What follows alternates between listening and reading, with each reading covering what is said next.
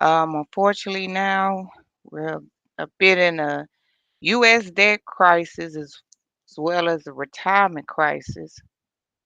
So I want to kind of relate it to something that's went on recently with the Oscars and Oppenheimer. Of course, the movie won several Oscar awards, but even Oppenheimer regretted inventing the atomic bomb.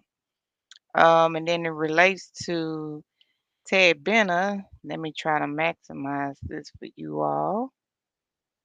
I may have to move my QR code out the way. Let me just try to minimize it there.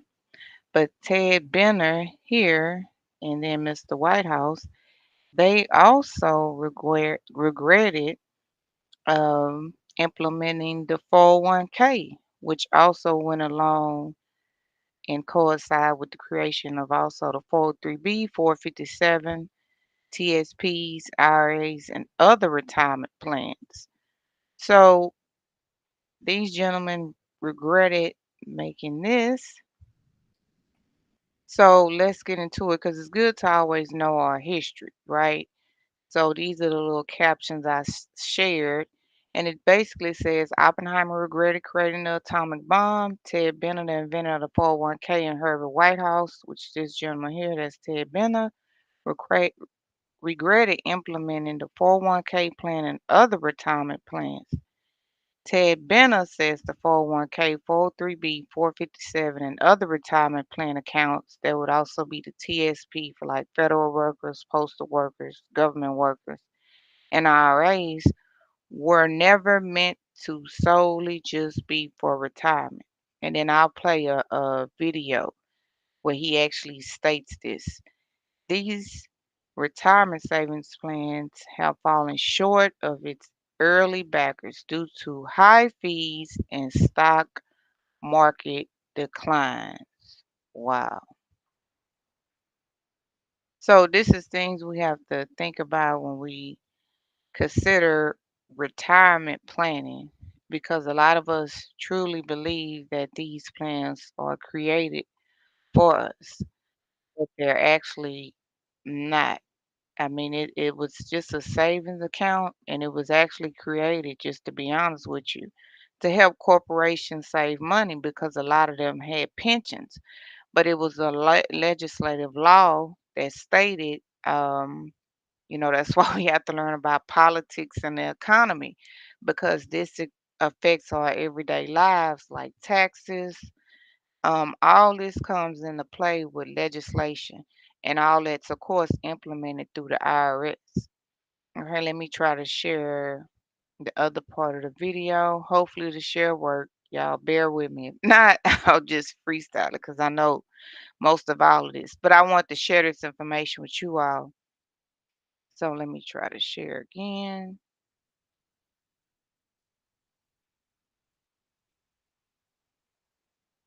Let me see if it'll pull it up.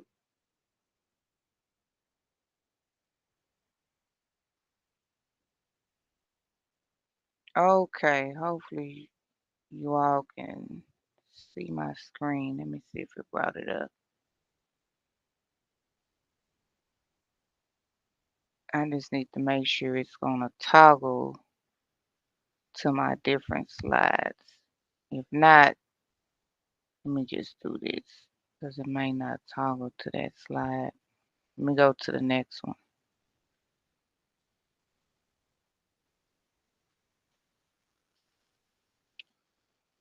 So here's a guy here. This is the real Oppenheimer, J. Robert Oppenheimer. And so he had spoke with President Truman at the time, and he quoted a Hebrew quote that now he had become deaf because he had created that atomic bomb that dropped on the Japanese during Hiroshima. And of course, we know it caused a lot of death. We caused something called Agent Orange, where a lot of those Japanese citizens, their offsprings or children were actually born with birth defects. So, of course, he regretted it, right? Let me see if I can play. Gonna let me share a video with you all because I wanted to show you. I don't know if this will play, but let me just read this quote because I'll try to pull up the video with Oppenheimer if it lets me share it. So, one thing we have to know, Ted Benna, of course, he was the creator of the 401k, and that was due to a tax law or a loophole, I like to say.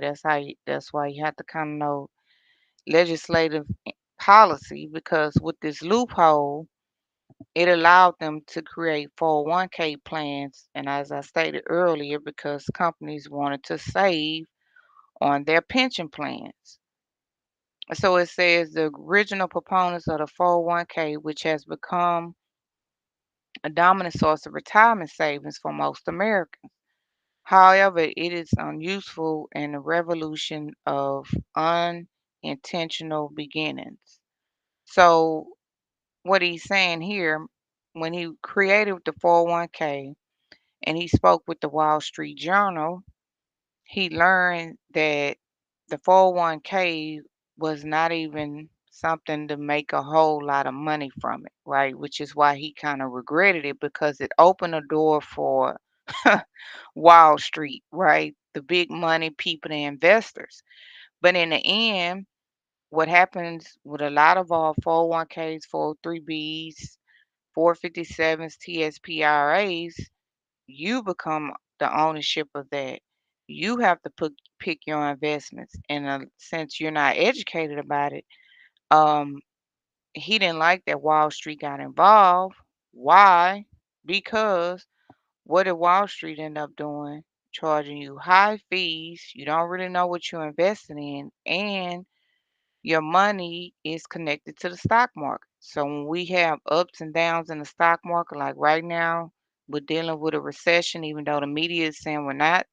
But I'm sure if you check your plans, which you should be checking every 6 months or quarterly, whatever they have you schedule on, you will notice that you have some loss.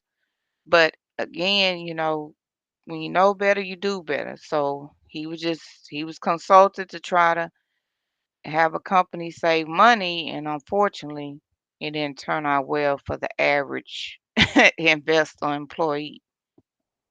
Let me go to the another. Let's see if it'll let me play this video. Let me try to share it. Let's see if it'll play. So we get the 401k in the late 70s. You devised the plan that now we refer to you as the father of the 401k. And at the end of your book, many years later, 4 decades plus, you write, income adequacy will continue to be a major issue in the Sorry, years that's ahead. In fact, echo. every Stop that one. Let me try to rewind it. It sounds like an echo. I hope y'all can hear it. So we get the 401k in the late 70s. You devised the plan that now we refer to you as the father of the 401k. And at the end of your book, many years later, 4 decades plus, you write, income adequacy will continue to be a major issue in the years ahead. In fact, every retirement system in existence will probably be severely tested. Does that include the current state of 401ks, in your opinion? No question, Adam. It was never intended to be the primary vehicle for saving for retirement. And, it was only a page and a half long. It was a little fluky thing stuck in an end of year tax bill.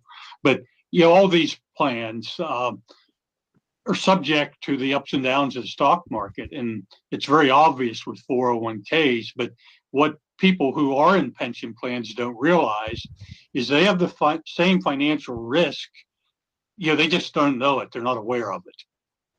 And with a 401k, at least you have I don't want to say the illusion, because you actually do have some control over where that money goes. But if you were going to make recommendations to improve the 401k system today, what would you recommend? Many people at retirement are going to have to make some really tough decisions about how to make this provide an income for their life for 20, 30 years. And one way to do that is what is called a guaranteed monthly lifetime income annuity. And I would like to see a tax break, for retirees, maybe the first 1,000 to 2,000 a month that they lock in a guaranteed lifetime income annuity, they wouldn't have to pay tax on it. So you heard his opinion and you saw what he stated. So again, nobody's perfect. We all can make mistakes. So what he's recommending, again, as stated, what he wrote with CNBC and when he spoke with Wall Street Journal, he didn't know monies in the 401k, 403b, 457 TSPRIAs will be tied to the market, like through Wall Street. So when you get losses, you get major losses. And FYI, if anybody ever tell you, oh, just wait the market to come back. Yeah, it'll come back, but if you take a 30% loss, no way you'll ever make up that 30% loss because you would have to make up 100% of your new gains plus the 30% loss. So you need 130% loss. And just look it up. The United States, we've had over, well, 16 recessions, but we probably in one Great Depression. And we're going into a recession now again. Um, and that's why a lot of baby boomers have to return back to work. But we've had recession after recession, and then think about COVID, how the market got hit. Think about taxes and inflation. So you have to consider all that. So let me see if I could play this other video. I was trying to, well, before I play the Oppenheimer video, it's really just a clip. I don't have to play it. I probably play it for you all at the end, but it's just a clip of him stating he regretted. And it's just clips from the movie. But I probably don't need to play it because I might get a copyright strike. But I can maybe show you all the title of it and you all can play it for yourself because I want to be complying with uh, the rules with streaming and YouTube and the other social media platforms. But let's talk about the other gentleman, Mr. Whitehouse, who actually consulted Mr. Benna to create this plan, and he was the head HR person of Johnson and Johnson. You know, the company make Johnson baby powder and other pharmaceutical drugs. So let's see what he stated because he regretted it as well. So I'm gonna share my screen for that. Give me one moment.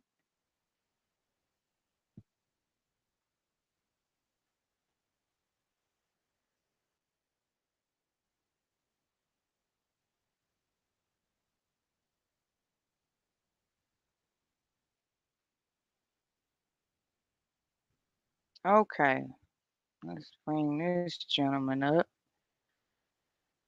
So hopefully you all can see it. I'm trying to make it as big as possible. Sorry. Trying to make it big as possible. But this gentleman here, Mr. Herbert Whitehouse, he also championed the 401k. But guess what? He also told the Wall Street Journal he regretted it. So he says this dominant view for retirement savings has fallen short of its early backers. That's when it first started. Because now it has unexpected longer losses, which dealing with high fees and stock market declines. So kind of like I said, when we have recessions, COVID, things that happen, and it also depends. That's why I post a lot about the economy and news stories because you have to educate yourself more on what's going on in the economy. They make laws, rules that affect your retirement, that affect taxes, and even when you have recession or like for example, we're dealing with wars. Well, wars around the world, we have Russia war, Russian Ukraine war, Israel war, things going on in Haiti now, Taiwan may be going to war. Well, that all cause inflation, right? And do your research on the Federal Reserve, which that also causes and they manipulate the market for things to go up where things are not affordable anymore. So remember, all that affects your retirement savings account and your personal savings accounts and your everyday living. So this was the other gentleman who regretted the 401k also being in existence. And unfortunately, the legislation has not changed and pensions are slowly fading away. I think I read when 2024, there are only 13% of companies that even offer pensions. 3M, the 3M companies that make the paper clips and other material like face masks, they just got rid of their pension plan. So now their workers are being phased out of their pension plan all the way to 2028. So their current workers and the new workers coming on and the ones close to retirement, they may still have a pension, but the current workers and the ones who coming in at 3M, they won't. Um, but I just want to share this information with you, and this is why we need to learn our history and learn more about our retirement plan. That's our goal for you to secure and take control of your own legacy and your money. You can't depend on the government. You can't depend on companies and corporations. Um, I hope, you know, you all looking at your recent retirement plans to see where they are. Because ask anybody right now who's a baby boomer, I don't know if that's your grandparents or your mother, because I know my mother and my aunt, they back in the workforce and they 170 and the other one's 68. So do you want to be like that in your golden years? Because we are living longer and healthier. So you want to be able to still have money to live off on. You know what, a vacation, enjoy your life, but what if you get ill? I mean, I'm a nurse as well, so I know how they go with people being ill and they lose everything. So securing your future now is the key. And please, no matter about how old you are, I'm too young to start. Even if you in it, you can still make changes to help grow your income. And I'll just end on this, and this is just my little statements on my taglines. Let me share that screen. Let me stop this share.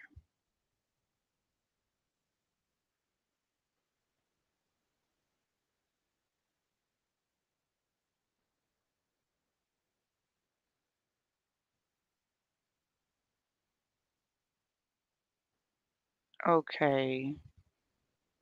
And thanks for everybody who tuned in. Sorry, I'm trying to make it big enough for you all to see. So, who's really protecting and guaranteeing your money, your health, and really your retirement? I need to update that slide. I apologize for that. Is it the government, Uncle Sam, I mean the IRS, okay? They work hand in hand. The banks, corporations, your employer, or you. Ultimately, it's up to you to protect and guarantee your money, health, and retirement, and your loved ones. While the government, banks, corporations, and your employer can offer support, it's important to take ownership of your finances and well being for a secure future. That's why we're called Secure Lifetime Legacy. Feel free to reach out, share this information, comments. I will try to continue to provide information as needed or post what you all can learn kind of on your own. I mean, we're in 2024, we may have to do a little things different because the retirement crisis now is real. I'll try if I have time on Sunday. I'll leave you all with this note. Social Security, there's a crisis with Social Security, and you have the Republicans who want to raise the Social Security age, kind of like how Ronald Reagan did. So right now, let me just tell you the current Social Security age. So if you 62, but you have to be 62 and I think born 1955 or earlier. Don't quote me on that.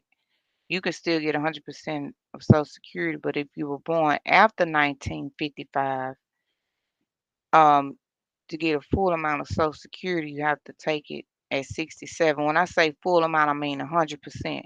So you could still take Social Security at 62, somebody born after 55, 1955, but you only get a percentage, maybe like 70%. Or if you wait till you're 63 or 64, maybe 80%. But the Democrats, they want to tax the rich, raise taxes on the rich, which they could also raise taxes on regular middle class folks as well, to keep Social Security solvent.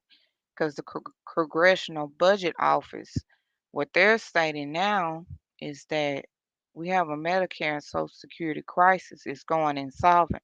And what insolvent means, because they use our funds, I'm just saying, look it up, for excessive government spending. I'm not trying to get political. I'm just telling the truth. So when you uh, spend things in foreign country on wars, you spend things. We have an immigration problem. They're spending money on people from other countries here, our taxpayer dollars. Well, they can pull from Social Security and Medicare to do that. You can look this up. George Bush used Social Security to fund the Iraq War, but that money was never put back. See, they never tell you that Social Security is just off limits. The government can't touch it. That's not true. That's why it's going insolvent. And then you also have to look at the number of people who not working as much anymore. They're becoming self-employed or business owners. They might not be paying into the system because different generations change. I'm a millennial. Ones under me. Most the people in those generations either work for themselves. They not like the baby boomers, like my mother, my aunt, uh, my father and them generation. They work for 20, 30 years. Those days are pretty much over. Not to say it don't happen, but it didn't happen in mass, right? So all that affects Social Security. But just wanted to share that with you all. Thank you all for tuning in. Please comment, share, follow for more information. And tell me what you all want. More education, or should I just still also post about the economy? Because you got to know what's going on in the economy with politics. You have to, because that affects your everyday life. I just said about Social Security. We're in a retirement crisis now they're trying to fix. So just think about kind of just think about all of that when you're preparing, because you got to know what you're actually working for. What are you working for? Are you just working just to work to pay bills? Or are you also working to protect your family, to protect a business, and actually your retirement as well as your health? Well, thanks for tuning in and think about it. It's time for us to take control and secure our money, our retirement, our health, our loved ones, and our business. Thanks for tuning in. Have a good evening.